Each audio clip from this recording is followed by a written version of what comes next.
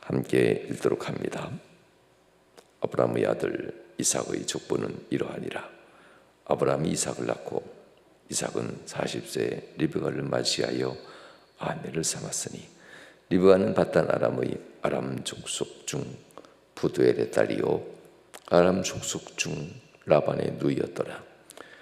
이삭이 그의 아내가 임신하지 못하므로 그를 위하여 여호와께 간구하며 여호와께서 그의 간구를 들으셨으므로 그의 아내 리브가가 임신하였더니 그 아들들이 그의 태 속에서 서로 싸우는지라. 그가 이르되 이럴 경우에는 내가 어찌할꼬 하고 가서 여호와께 묻자온대.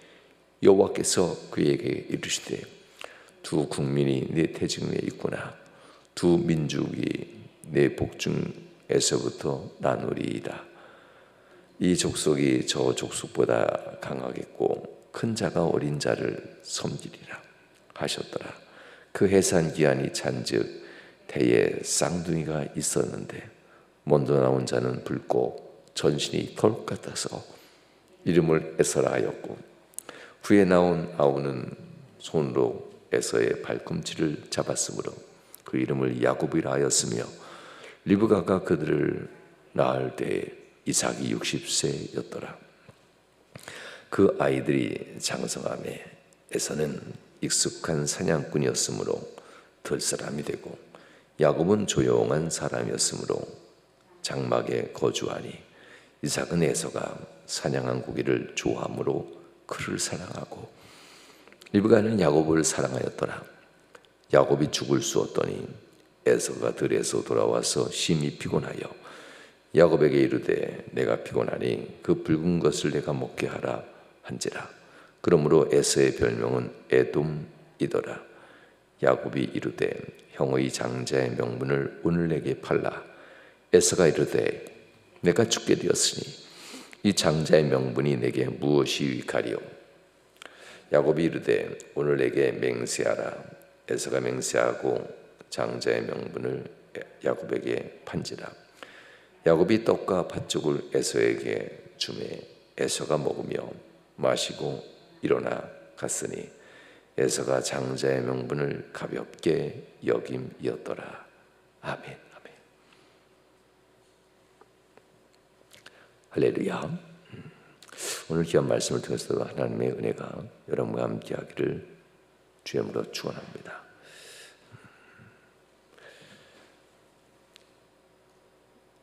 이삭이 아버지 아브라함처럼 자녀를 빨리 낳지는 못했던 것 같습니다. 결혼하고 나서도 20년 동안 아이가 없었으니 이삭과 리브가 사이에도 그렇게 자녀가 빨리 생기는 은혜는 없었던 것 같습니다.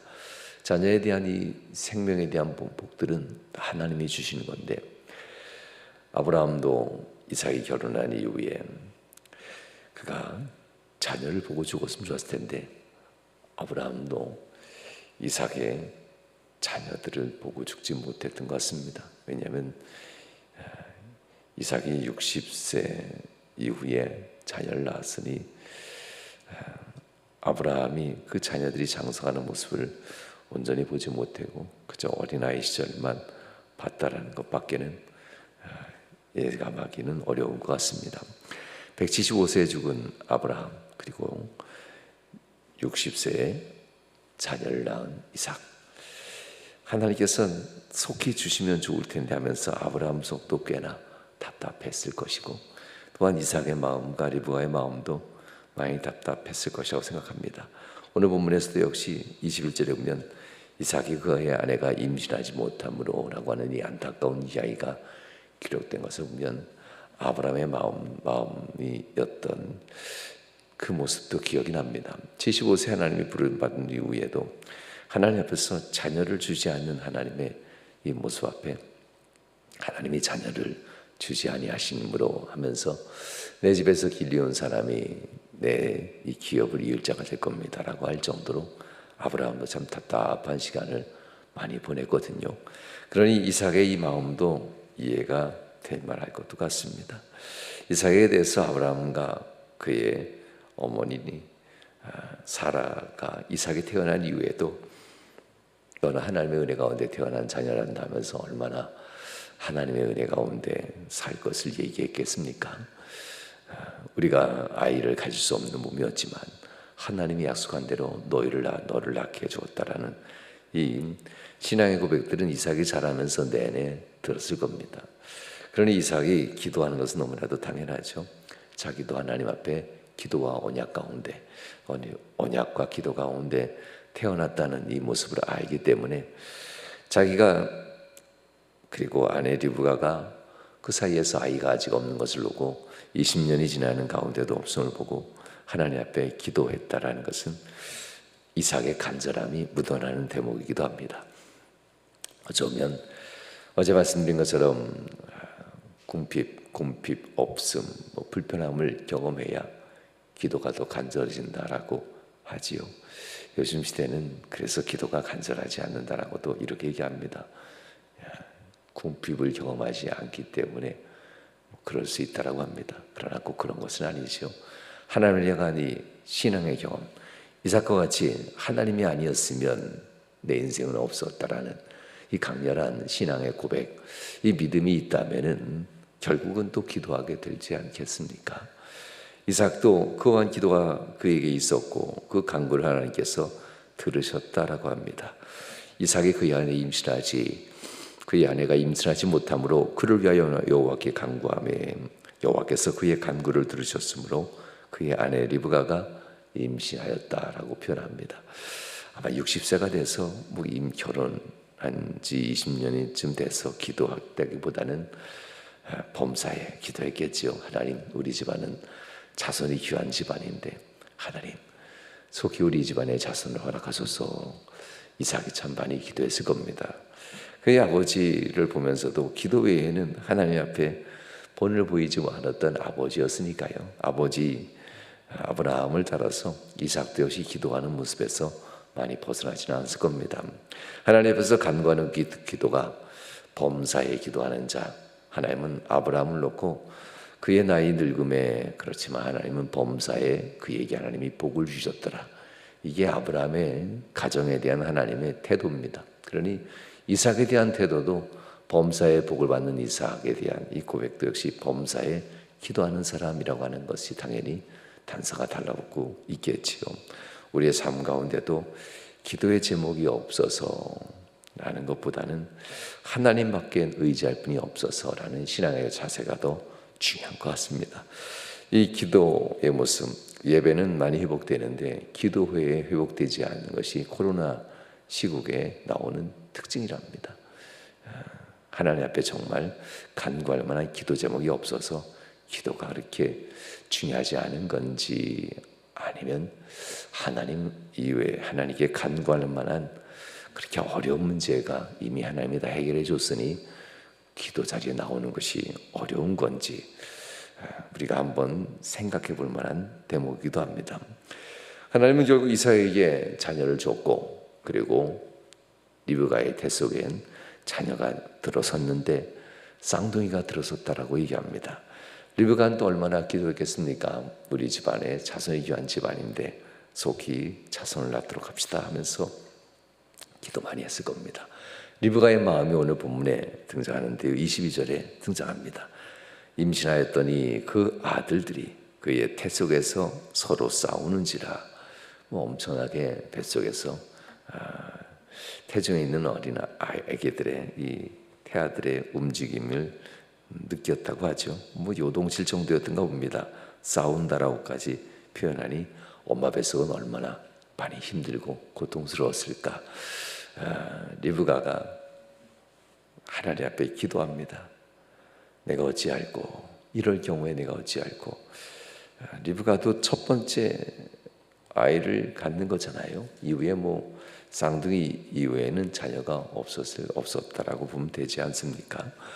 이 첫 번째 아이를 갖는 것이고, 그리고 태중에 이 요동치는 모습을 보면서 하나님 앞에 어떤 기도를 했을까요? 처음에는 아마 하나님, 아이를 잘 출산할 수 있도록, 하나님 건강할 수 있도록 도와달라고 꽤나 기도했을 겁니다. 과연 내가 잘 낳을 수 있을까? 이런 상태가 과연 좋은 상태인가? 얼마나 기도했겠습니까? 하나님께서는 이 기도에 응답하시는데요. 걱정하지 말아라 라는 응답입니다.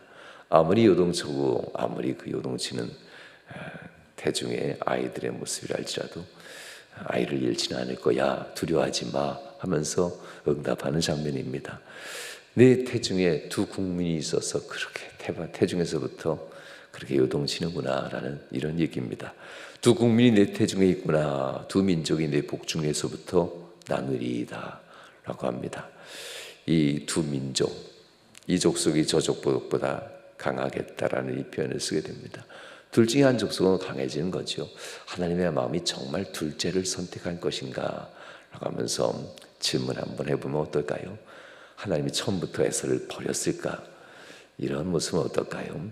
하나님께서는 이 에서의 모습, 34절에 오면 에서가 장자의 명분을 가볍게 여겼더라.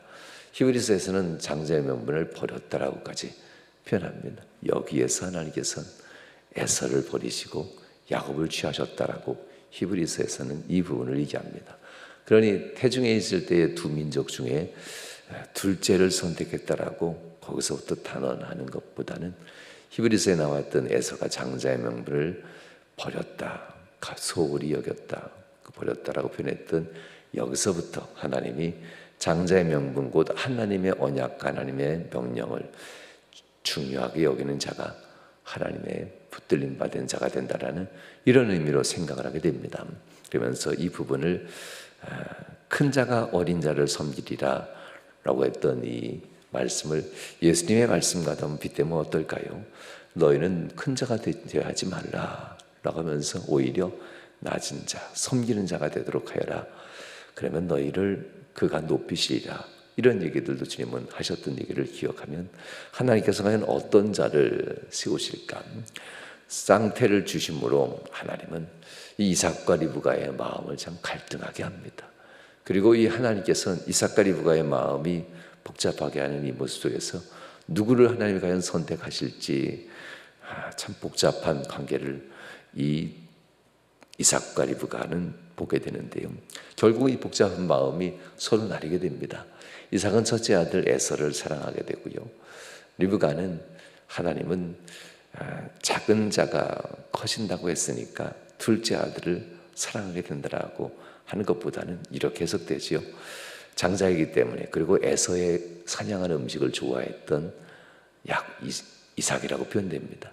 그러니까 이삭은 에서에 대한 이 사랑, 그리고 그가 사냥해오고 그의 이 호탕한 남자스러움을 좋아했고, 그래서 모름지기 남자다움과 그리고 장자의 면모가 에서에게 있어서 에서를 사랑합니다. 그리고 리브가는 야곱이 에서와는 다르게 자기 품에서 하나님의 말씀에 대한 순종과 뜻을 다루는 모습을 보면서 이 에서 야곱을 리브가는 사랑한다라고도 이렇게 표현하죠. 이러므로 이제 에서와 야곱에 대한 그 부모의 편애가 이제부터 또한 시작된다라고도 얘기하게 됩니다. 이 모습을 통해서 하나님은 이제 누구의 편에 설 건가라는 질문을 하게 되는데요. 실제로 이삭이나 리브가의 마음과 전혀 상관없습니다. 하나님이 정해놓은 법칙이 있죠. 큰 자가 작은 자를, 어린 자를 섬기리라 라고 했던 이 모습들. 그러나 두 자녀들은 둘 다 큰 민족이 될 것이다, 두 국민이 될 것이다 하면서 하셨던 하나님의 이 언약은 그대로 진행되게 될 겁니다. 오늘 본문에 보면 결국 에서의 모습이 등장하게 됩니다. 왜 에서가 버림받고 야곱이 하나님께로부터 쓰임받게 되는 것인지, 그는 태중에서부터 결정됐다고 하기보다는 그가 그 이후에 에서가 얼마나 하나님의 말씀을 가까이 하지 않았는가라는 이야기입니다. 이스라엘 사람들은 어린 시절부터 자녀를 양육하는 것은 아버지의 몫이 아닌 어머니의 몫이었습니다. 어머니의 이 품에서 아이들은 하나님의 말씀을 배우고 예배와 기도와 영성을 배웁니다. 그래서 여러분에게 늘 말씀하지만 이스라엘 사람들은 어머니가 이스라엘 사람이면 유대인 맞습니다. 그러나 어머니가 이방인이면 유대인이라고 하지 않습니다. 그의 품에서부터 어린 시절로 하나님을 경외하는 법을 배우고 하나님의 말씀을 배우며 암송해 가기 시작합니다. 이런 모습을 본다면은 리브가의 장막 안에 거했던 야곱이라고 표현했던 이 야곱은 그저 어머니의 에서를 좋아했던 아들로 표현되는 것이 아니라 어머니의 가르침을 받는 아들, 이렇게 표현되는 겁니다. 그래서 에서는 들사람, 사냥을 좋아하는 사람이라는 표현들은 어머니의 가르침을 게을리하고 산으로 들러 사냥을 좋아하는 아들로 표현되는 겁니다. 결국 하나님의 말씀을 가까이 하는 자는 곧 하나님의 언약을 가까이 하는 자, 그가 비록 사기꾼 야곱이라고 하는 이름을 가지고 있어서 하나님의 말씀에 대한 아직 신실한 믿음은 없지만, 그러나 하나님의 말씀을 가까이 한다는 것이 얼마나 중요한지 에서와 야곱에 대한 이야기를 통해서 우리는 많이 배웁니다.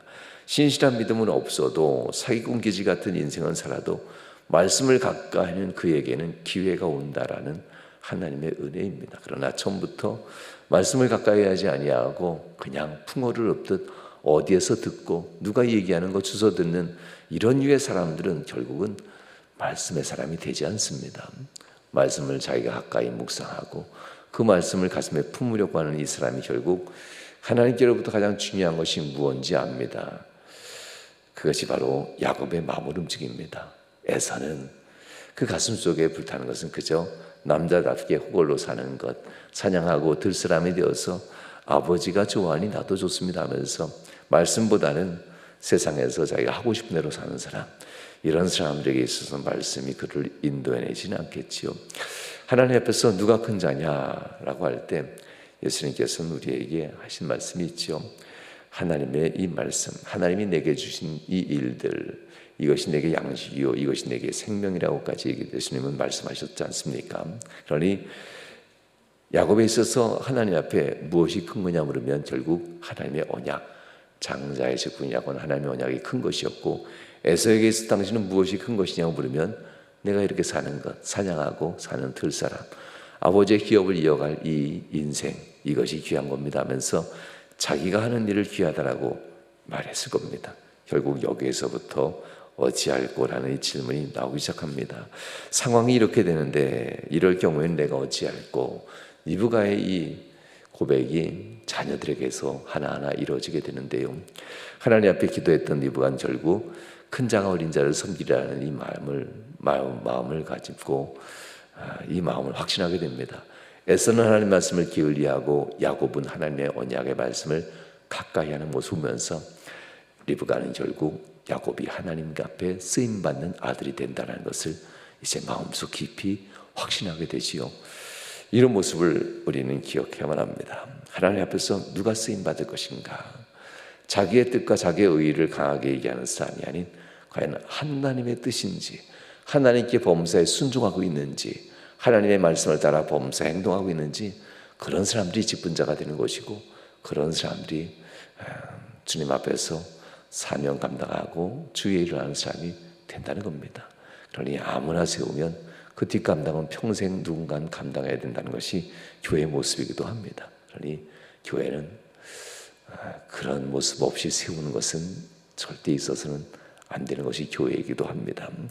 오늘 본문에 보면 결국 에서는 이를 지지요. 오늘 본문에서 에서는 범사에 사냥하고 돌아오면 기도하기보다는 배고프다 하면서 음식을 먼저 찾았다는 것을 알게 되죠.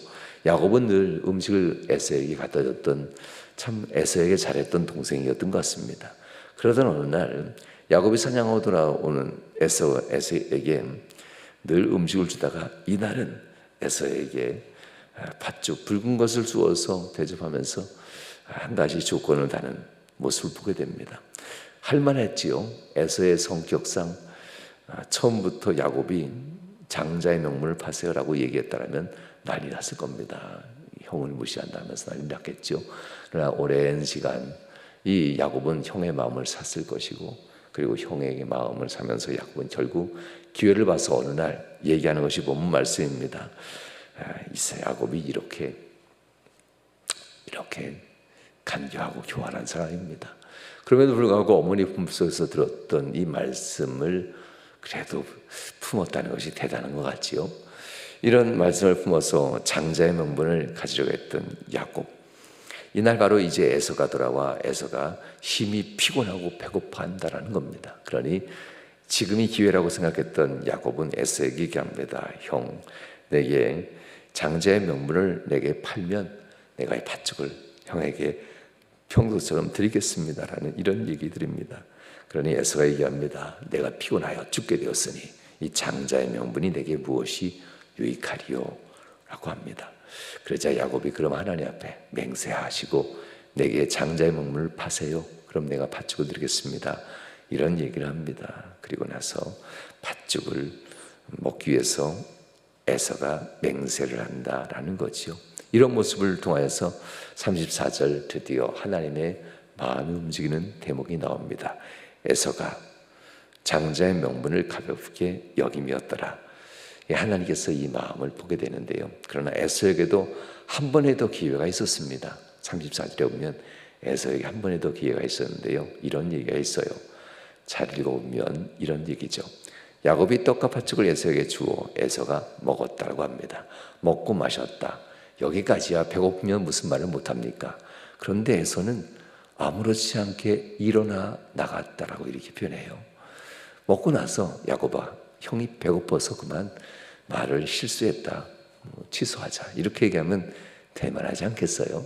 그러나 에서는 야곱에게 본인이 했던 이 말들에 대해서 평소에 장난기도 있고 쉽게 얘기했던 형이니까 나 미안해, 취소할게 라고 한마디면 되는데 에서는 그런 얘기 없이 일어나 갔다라고 합니다. 이 언약의 자리, 맹세의 자리에 하나님 앞에 돌이켜 취소하지 아니하고 일어나 갔다라고 하며 마지막 기회를 잃어버린 에서의 모습이 34장에 나오는 것을 보게 됩니다. 결국 에서는 장자의 명분을 가볍게 소홀히 여김이었더라라는 이 표현을 쓰게 됩니다. 성도 여러분, 하나님께서는 단번에 잘라내진 않아요. 혹시라도 실수했으면 회개하면 되지 않겠습니까? 혹시라도 배고파서 일이 너무 급해서 너무 상황이 급작해서 나도 모르게 실수했으면 아니면 성격이 원래 그래서 나도 모르게 말이 헛나오기도 하고 실수했으면 그거 주워 담을 수 없지만 미안하다, 잘못했다, 용서해다오, 잘못했습니다라고 하면서 회개의 말 한마디 하면 얼마나 좋아요. 이게 마지막 기회인데도 에서는 이 마지막 기회를 내려놓고 가버렸다는 겁니다. 인생을 살면서 우리도 종종 이 자존심 때문에 자기의 연약함이 들통나면 아니다라고 얘기하고 하나님 앞에서 회개할 기회를 놓치는 경우가 참 많지요. 이것은 잠시 덮어지는 것처럼 보이지만 하나님의 마음이 움직여진다는 것은 이건 매우 위험하고도 두려운 일이 됩니다. 결국은 에서는 하나님의 마음의 움직임을 몰랐고 야곱은 확신하게 됩니다. 내가 하나님께로부터 복을 받겠구나라는 확신을 갖게 되는 순간입니다. 인생을 살면서 이런 일 속에서 내가 어찌할까 하며 리브가가 하나님 앞에 기도하는 것처럼 야곱이 하나님의 이 장자의 권세에 대한 언약을 소중하게 한 것처럼 그리고 하나님 앞에서 이것을 가볍게 여기지 아니했던 리브가와 야곱처럼 우리의 인생도 하나님 앞에 하나님의 말씀을 중요하게 여기며 살아가는 저와 여러분 될 수 있기를 주님으로 축원합니다. 기도하시겠습니다. 좋으신 하나님 감사합니다. 인생을 살면서 우리 삶 가운데 하나님은 기회를 항상 주십니다. 하나님 앞에 우리가 돌아설 기회, 하나님 앞에 회개할 기회, 내 잘못을 용서받을 기회가 올 때에 놓치지 않게 하시고 인생을 바로 세우며 하나님 앞에 굳건한 믿음으로 든든히서 비록 연약한 믿음이지만 야곱이 축복의 주인공이 되는 것처럼 하나님 앞에 언약을 굳게 붙들었던 야곱처럼 우리 인생이 그렇게 설 수 있도록 도와주시옵소서. 이 새벽에도 주께서 은총 도와시고 복 주심을 간절히 바랍니다. 역사하신 바라며 예수님 거룩한 이름으로 축복하며 기도하옵나이다. 아멘. 이제는 아버지 하나님의 극진하신 사랑하심과 성자 예수 그리스도의 그 크신 은혜와 성령 하나님께서 내 지교통 충만 역사하시는 은총이 사랑하는 모든 성도들 삶 속에 이후로부터 영원히 함께 하시길 축원하옵나이다. 아멘.